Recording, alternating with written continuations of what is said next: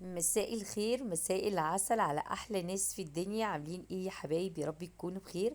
تعالوا بينا النهارده نصلي على حبيبنا النبي، واخوكم معايا كده جوله في السوق. هجيب ايه؟ هجيب شويه حاجات، وقلت اصور لكم كده الكابوتشي.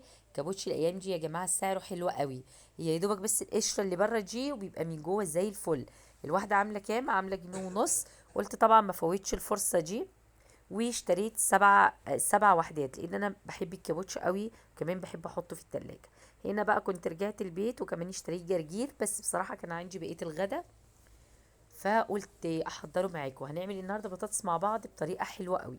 الجرجير اهو جبته جنب الكابوتشي، وكمان كان عندي بطاطس، وكمان دي شطيطة انا عاملاها معاكم في فيديو قبل كده، مجمدة عشان كنت بحتفظ بيها في، يعني بحطها في الفريزر، ولما بعوز بطلع منها اخد وارجع احطها تاني. تمام. ومعايا طبعا بطاطس، ومعايا بيض. هنا بقى كنت بصراحة عاملة مكرونة من امبارح، ففاضل عندي الطبقين دول، فقلت ايه احطهم جنب الاكل. هنا قشرت البطاطس مكعبات، وحطيت عليها كده شوية ملح، وحطيتها على النار عشان تتسلق. وهنا جبت اللبانة عشان اسلق البيض.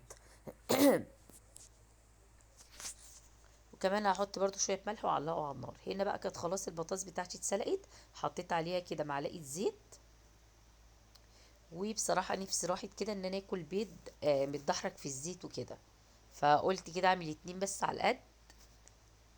هنا بقى بعد البطاطس بتاعتي ما اتسلقت، خدت معلقة شطيطة من اللي انا عاملاها، وحطيتها عليها. عايزة اقول لكم حولت البطاطس المهروسة، حولتها.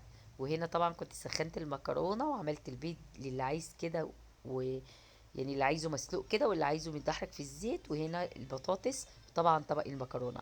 عايزة اقول لكم كان غدا والله العظيم 10 على 10. جربوا البطاطس بالطريقة دي هتعجبكم جدا، وهتحول البطاطس المهروسة معاكم جامد. بس كده يا رب الفيديو بتاعي البسيط الخفيف يكون عجبكم، وان شاء الله اشوفكم الفيديو الجاي على خير. باي باي.